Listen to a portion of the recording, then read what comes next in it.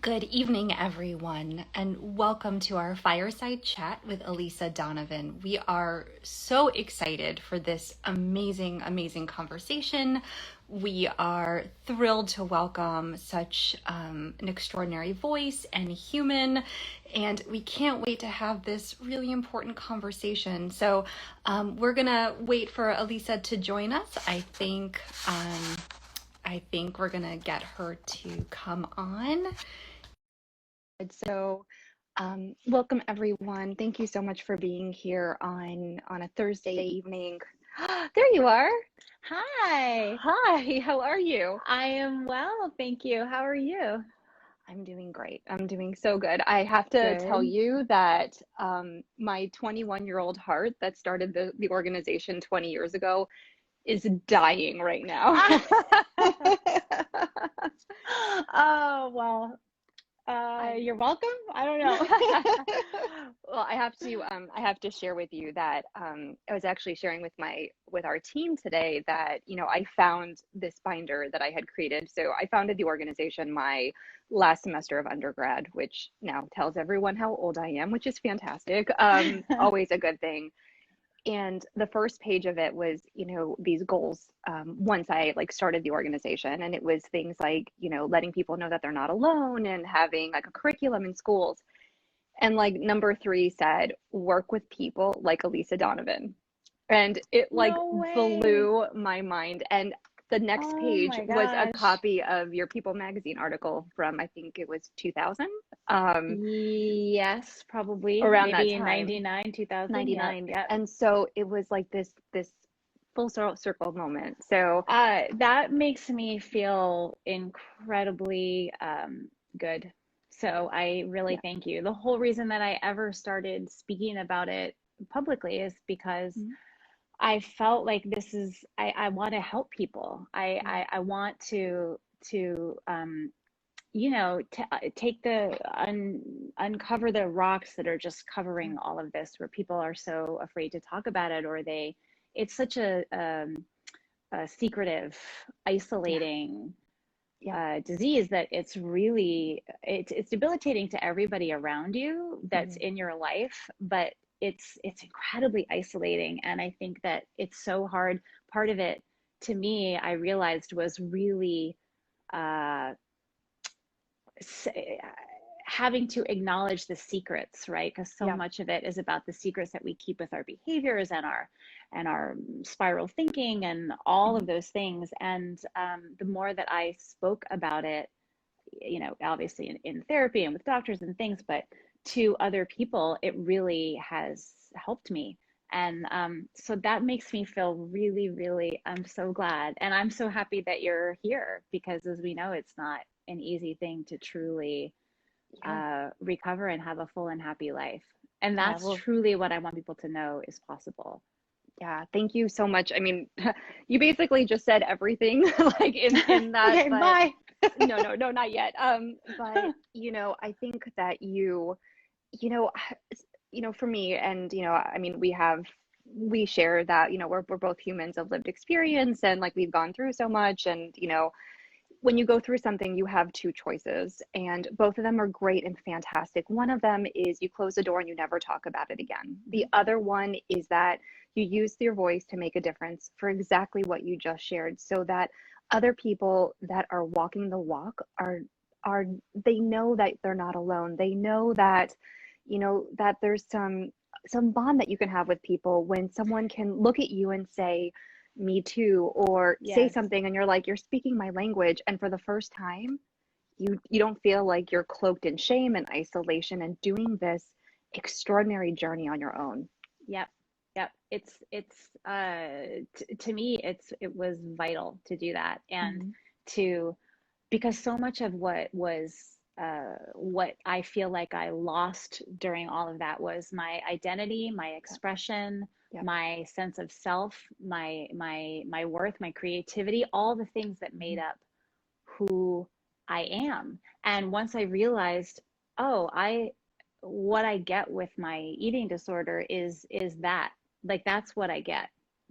I get a controlled body in the way I want it, and that's it. I don't Hmm. have a fuller life. I don't have more money. I don't have more friends. I don't have more fame. I don't have more work. I don't have more Hmm. anything. It's just, Hmm. that's it. And when I realized how sad that made me, that's really what helped me to truly commit to recovery. So I felt like my expression of everything was vital.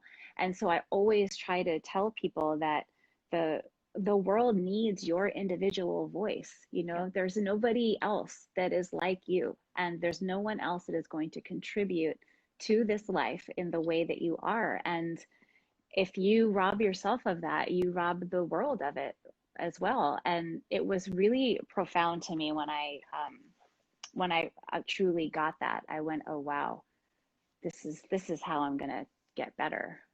That's extraordinary. I mean, one of the things that I see all the time through the work that I've done through my own work, but through the Alliance over the last 20 years, is just how eating disorders rob people of their voice, of their existence, of their Yeah. flame. And I think, this being Eating Disorders Awareness Week, and there being such beautiful conversations around, awareness, creating conversations. I think one thing that I would love for you to share with folks, I mean, you've done so much extraordinary work in your life, like with your, obviously being in Clueless, the movie and the TV show, and Sabrina, and all, like, so much, 90210, like we can go on and on.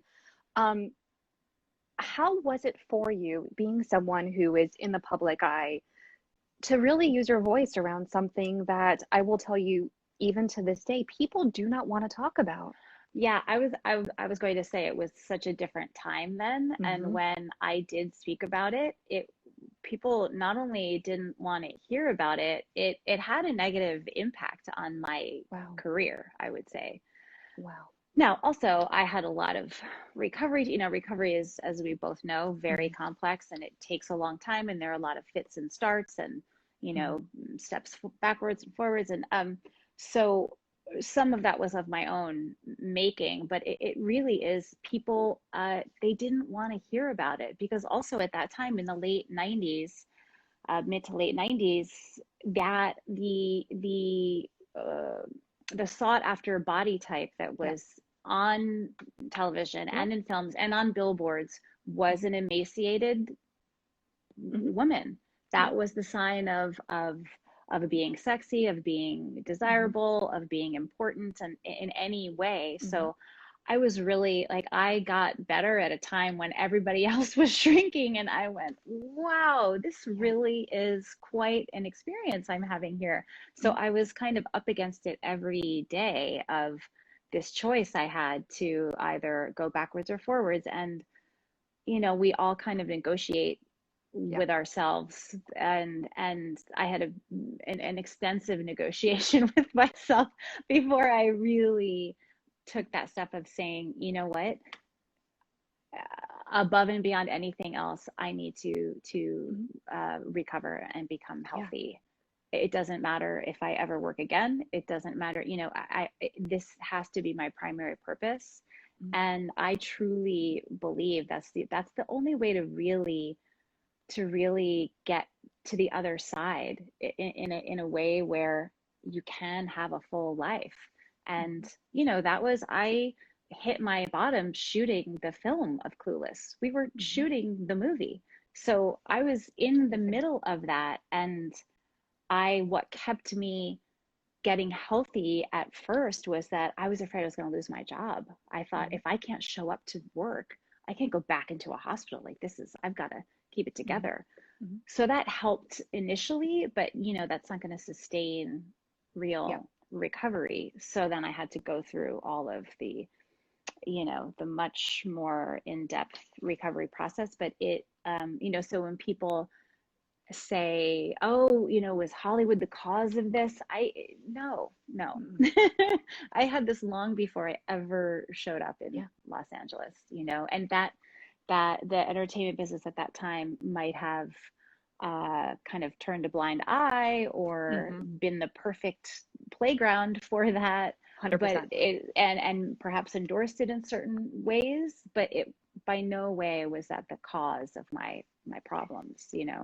I am I so happy that you said that. I was a professional ballet dancer, and immediately when I share my story, people right, say, "Of course, it was ballet that caused your eating disorders." And right. I was like, "Well, actually, we know that eating disorders are genetic in nature. They tend to, they happen into to folks that have certain temperaments, that perfectionism, Yes, that yes, people pleaser, that succeed yes. at all costs." And was it part of that perfect storm that created the eating disorder? Of course. Was it the reason? Absolutely not. And again, like, obviously, film and entertainment, very similar to the dance world, is, and I love how you just said it, like, did it turn a blind eye? Yes. Did it endorse it? Yes. Did it cause it? No. No. And I think it's so important for individuals that are listening, is that, eating disorders are serious mental illness. They Yes, are, just like depression and anxiety, and yes. they need to be taken seriously. And people do deserve care, they deserve treatment. And what I just want to bring up again, what you said, is they deserve a full life. And I Yes, think that people yes. don't realize how much the eating disorder steals from you. That, I mean, that's to me, what else is during that negotiation period that I'm talking about, it's like I had to reach the point of saying, well, what else, why else do it then? Hmm. Because there's a way to have controlled eating and controlling your body forever, and you can Hmm. stay alive. Hmm. And but that's not having a life. Hmm. And when I realized, okay, my dreams are coming true, I'm succeeding as an actress and doing these things, but I looked around at the rest of my life and I thought, I'm not even enjoying it. I'm spending the Yeah. rest of my time, I don't go anywhere. Yep. I was just at home all the time, and spiral thinking, spending time in the grocery store, coming out with a bag of grapes. That's it. Like Hmm. this like uh train of just, it was this never ending cycle that Hmm. is, you have to decide what it is you really want, and you can't have both. And Hmm. it isn't, there are plenty of people that will go on a diet for a part, will have to lose Hmm. weight for something. This does not mean, and these people do not develop eating disorders, No. or No. they gain weight for a role, or the Hmm. studio says you have to lose 5 pounds, which I am not endorsing, by the way, but Hmm. I'm saying, there are plenty of things that people do to manipulate their bodies and entertainment, and they Sure. don't develop eating disorders. Right. Like, this is a very specific Hmm. mental and emotional malady that Yep. is very different from those kinds of things.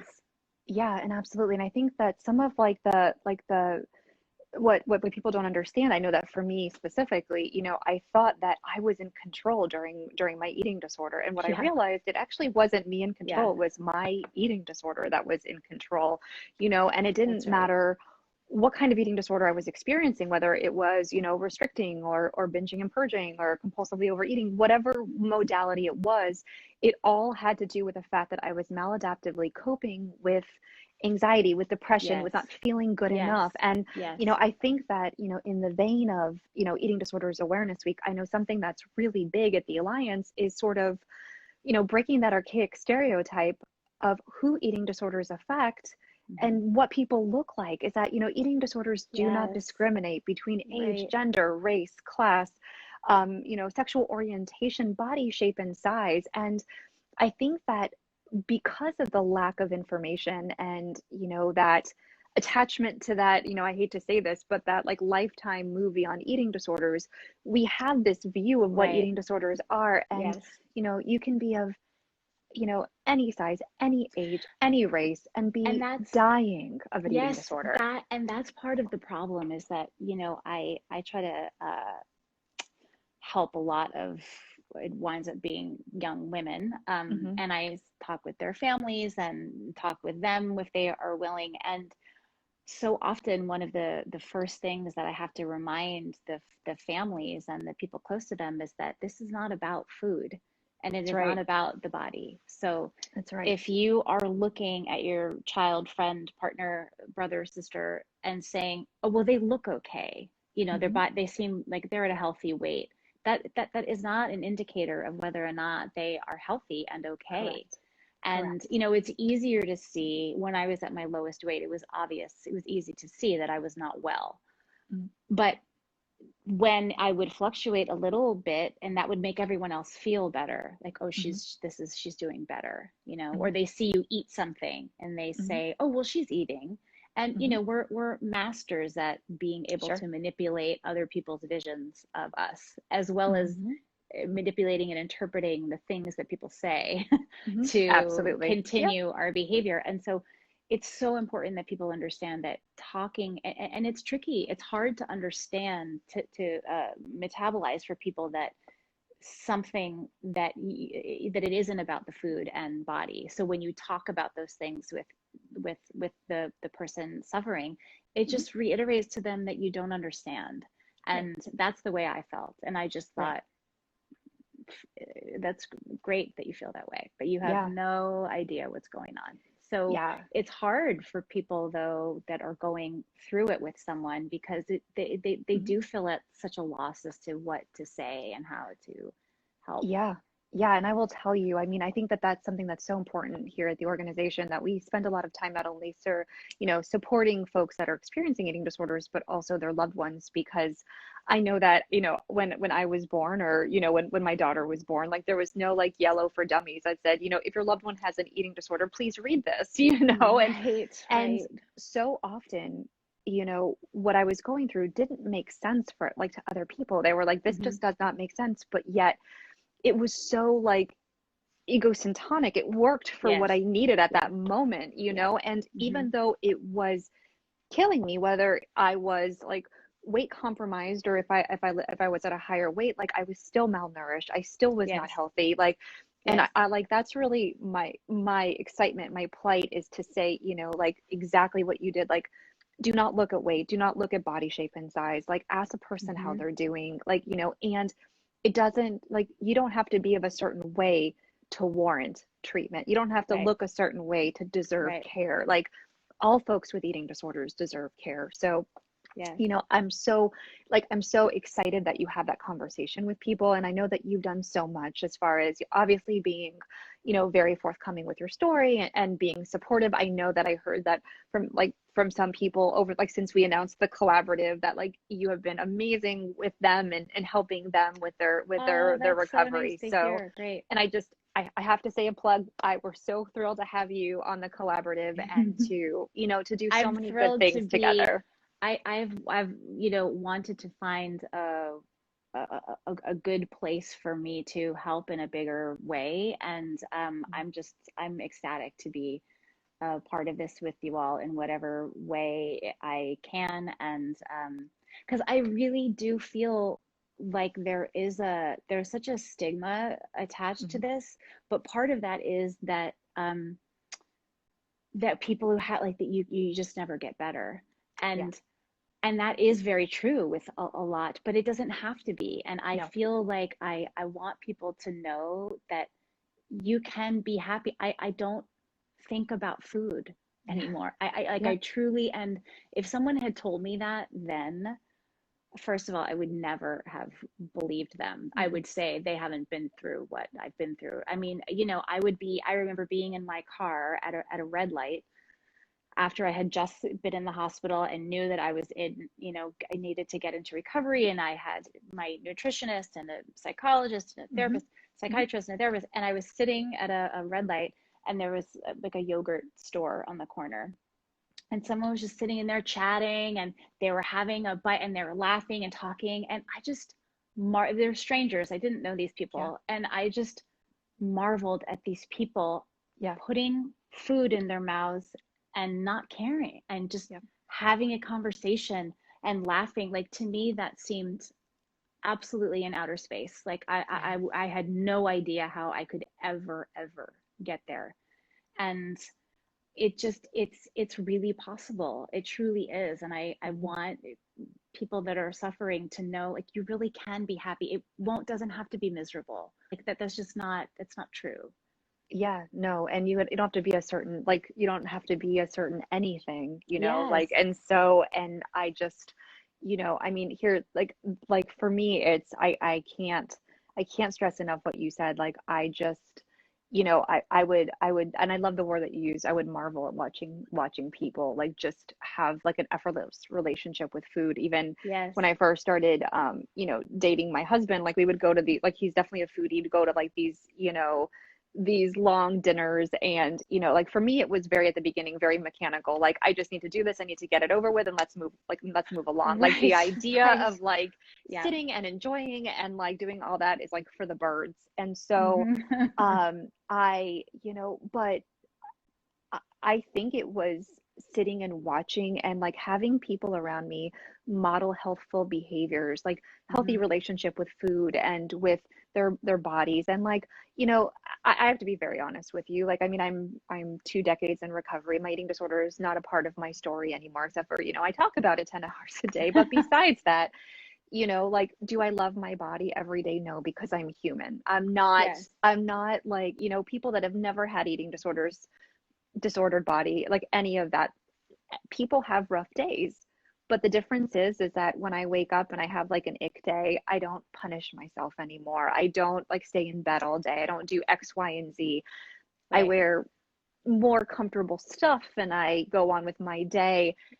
And I've come to this place, and I don't know about you, of this like almost like body neutrality, that in this. And someone who we've had the opportunity to talk to before, Bethany C. Myers, talked about it so beautifully. Hmm. She's like, you don't have to love your body every day, and you don't have to loathe your body every day. You just have to respect your body every day and just show up for it. And Yes.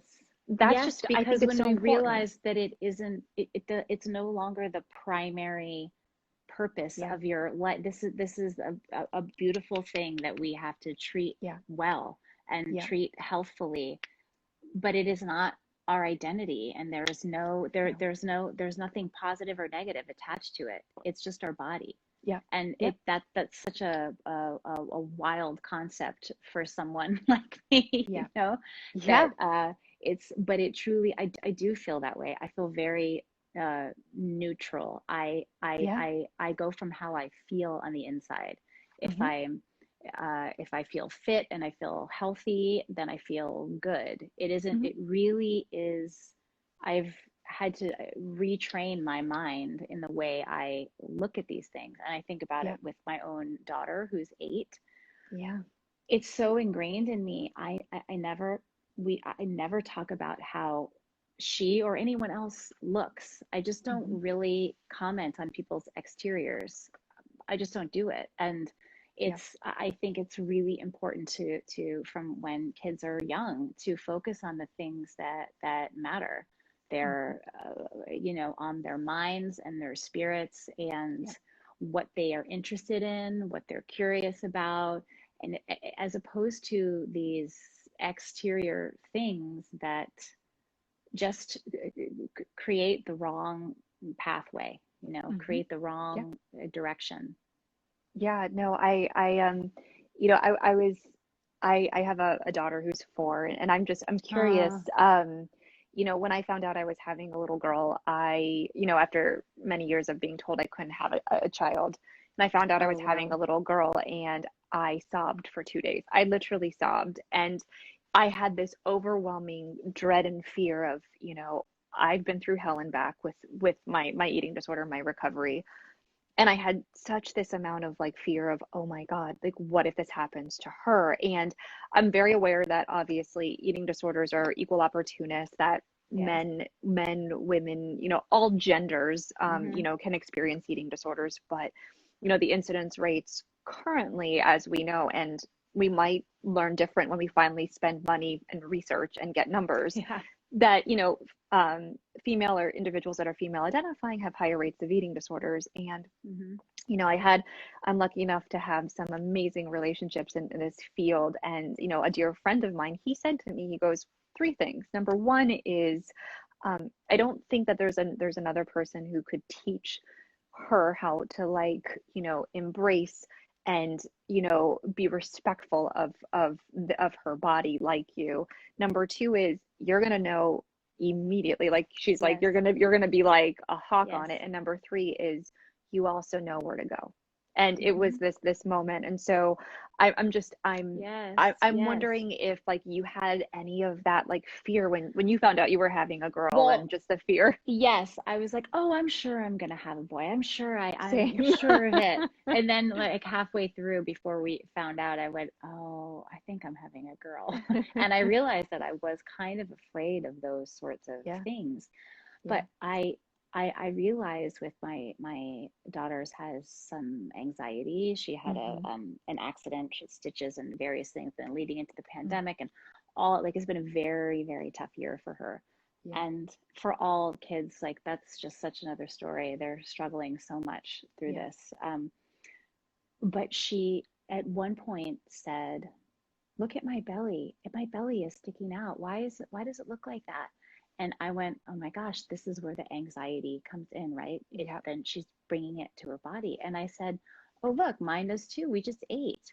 We just had Hmm. dinner. So it would be Yeah, strange if there wasn't anything in there. And she's like, yeah, oh, right. And then she start to talk and then she would say, I'm feeling nervous about X, right? yeah, So if yeah, we can take those things and realize when, yeah, especially in young children, when yeah, they talk about things like that and just nip it, just, yeah. cut it and make the association that it isn't about that. Like, what are you really Hmm. feeling? Yeah, Where do you feel the anxiety? Oh, you're nervous. You're yeah, feeling nervous yeah, about something, you yeah, know? yeah. I think that's so important that, and even knowing, my daughter absolutely has signs of anxiety as well. And Hmm. I was already like talking to my husband about it, and I was like, we're gonna have her like, well, she'll go into play therapy if she needs it, and that Yeah. really that connection of, again, and I love that, is what's really going on. How are you Yeah. really feeling, and just normalizing and not being afraid of that conversation. And I Yes. know that one thing that I know for sure is, I can safeguard my kid as much as I can, and she still needs to live in the real world, and she still Yes. needs to live in a world Yes. that's very, fat phobic, weight stigmatized, like, Yeah.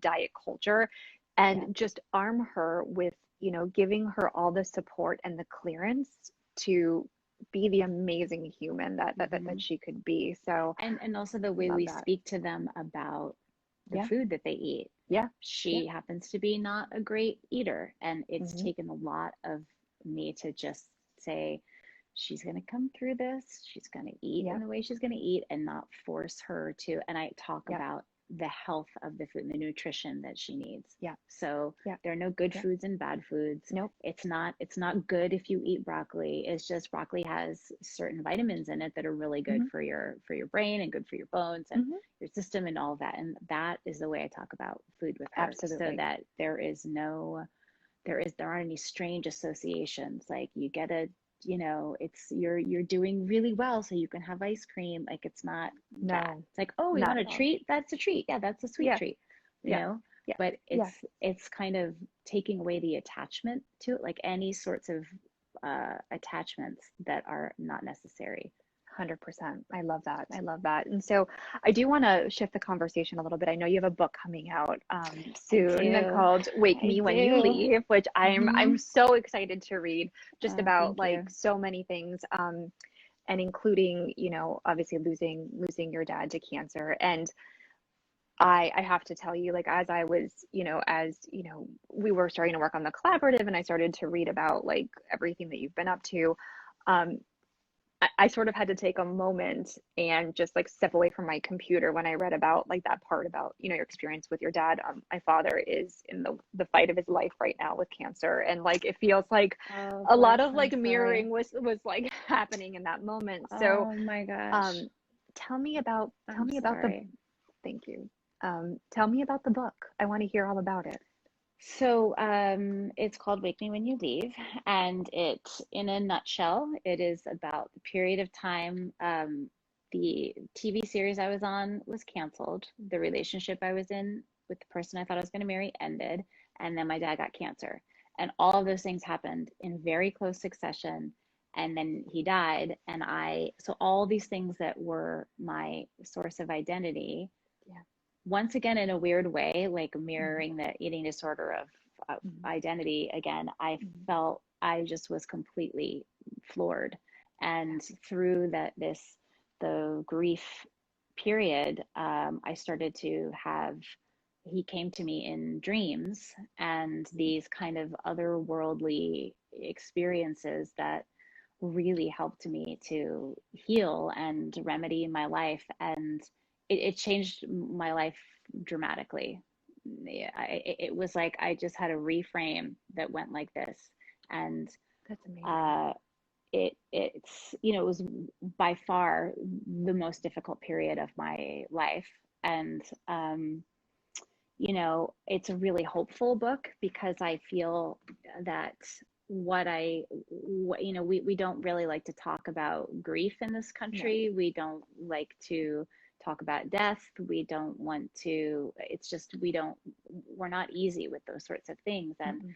I think it's an incredibly lonely process, grief, and some of it you do have to go through on your own. But I felt so I felt so alone because I felt like I nobody, not only did anybody not understand what was going on, but people didn't know how to talk. They didn't know what to say because I was so devastated. And I also was very surprised at how, which may sound silly, but I was surprised at how upset I was.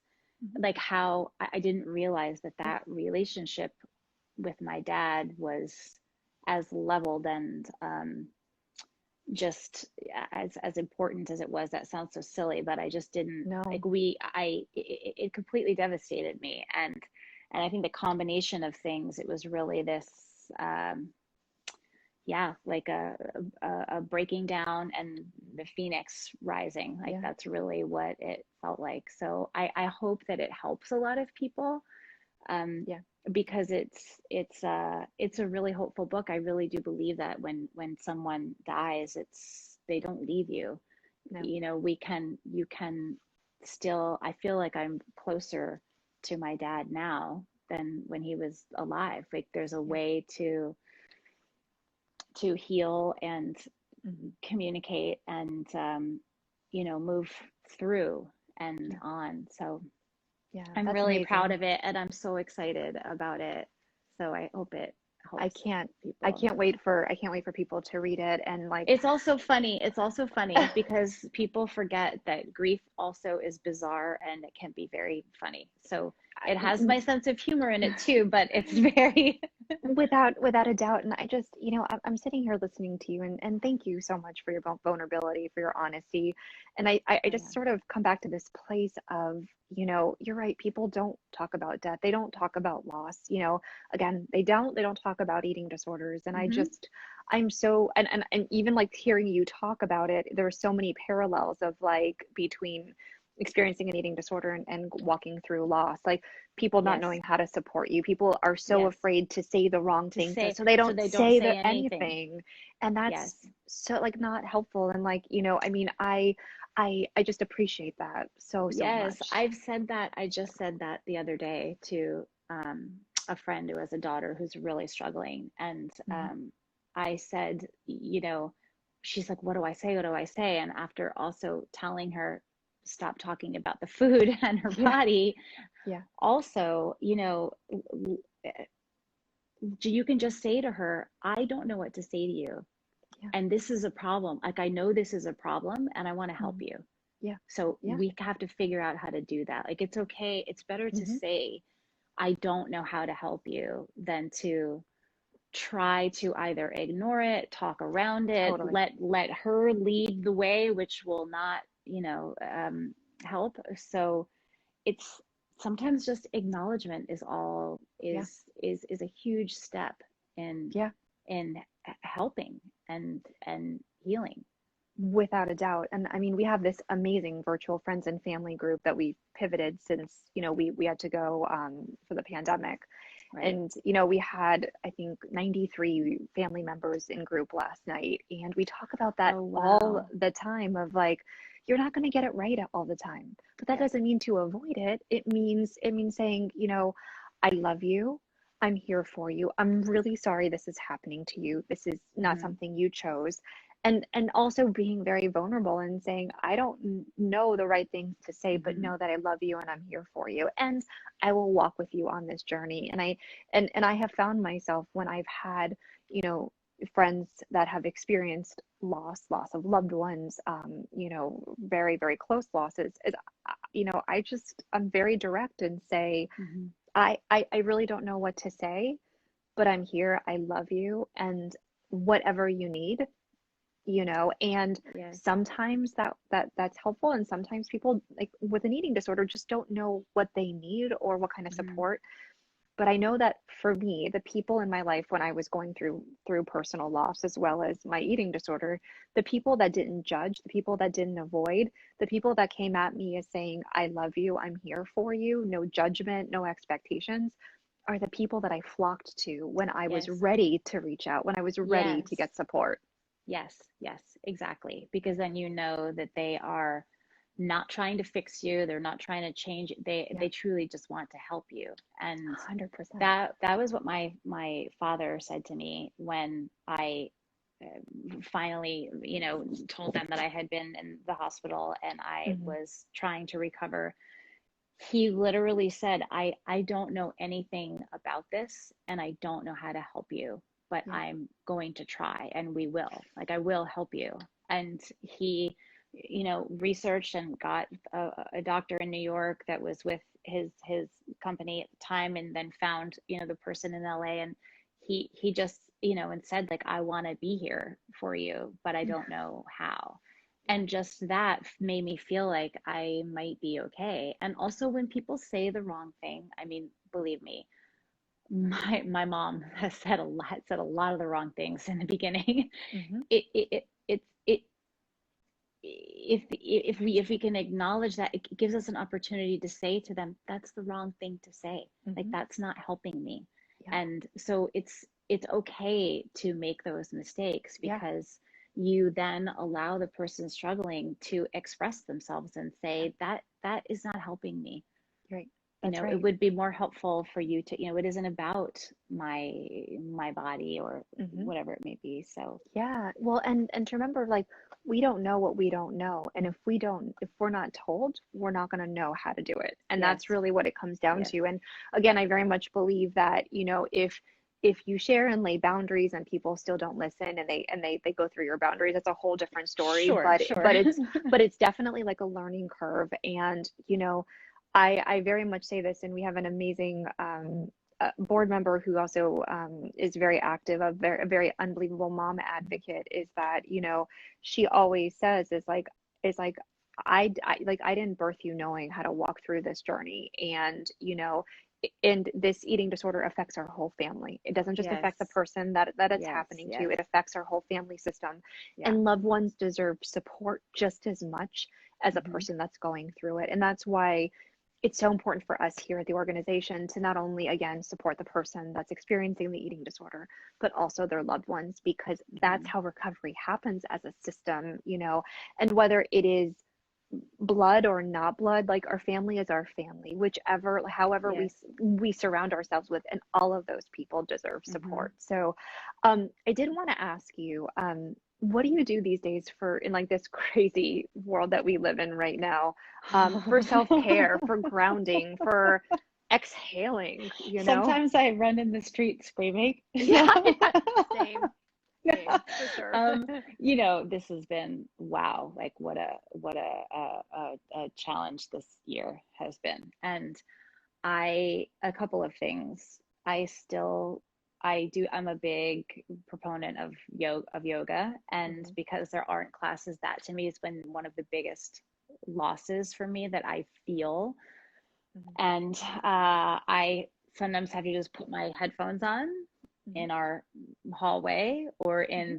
and just do my own practice, which, if I can only I do it love for that. 10 minutes, I do it for 10 minutes. Yeah. Um, I go on walk, like, I'm a runner also. I like to run, but Hmm. I go on walks, like Yeah. fresh air Yeah. walks. Hmm. And my daughter really helps keep me grounded, Love that. because I look at her and she is struggling, and if I can be honest with her and help her through it, it keeps me grounded. And we've had moments where she said to me, I'm sorry I got so upset, mommy, because she'll have, I mean, she's 8, so she'll have breakdowns about Yeah. things.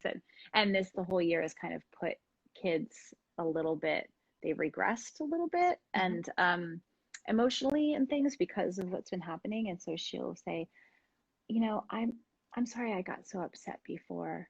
Sometimes I make something a big deal when it isn't a big deal, just because I'm sad I can't see my friends, or I'm sad that I can't do the things I want to do. And I feel like, you know what? I Yeah. am too. Like, Yeah. that's how I feel Yeah. too. And Yeah. then we're able to say, okay, this is, a crazy time. Yeah. And then also Yeah. we sometimes just like have to yell and scream, and we play board games. Totally, totally. And oh my God, I just what amazing like EQ your daughter has, and oh my God, that's amazing to be I able to honestly, vocalize that. like, I sometimes I'll mean, be like, I cry, that she's like, why are you crying now? yeah, I was I was putting my daughter to bed a few months ago, and she had gotten very angry with me, and I was putting her to bed, and she looks at me and she goes, Mama, I'm sorry I was angry with you tonight. And I said, it's okay, baby. You're allowed to have all your feelings and emotions, and Right, it's okay. And it was like this moment of like I wasn't allowed to be angry. Like that was emotion right. like I was never allowed to. And just to see like how Yeah. amazing these humans are of like vocalizing I'm angry, and it's like that's Yes. okay, and you can be that way, and you could always talk to me about it. And I think Yes. it's I just think awesome. I have a lot of hope for I do the too. the future generation. I really do.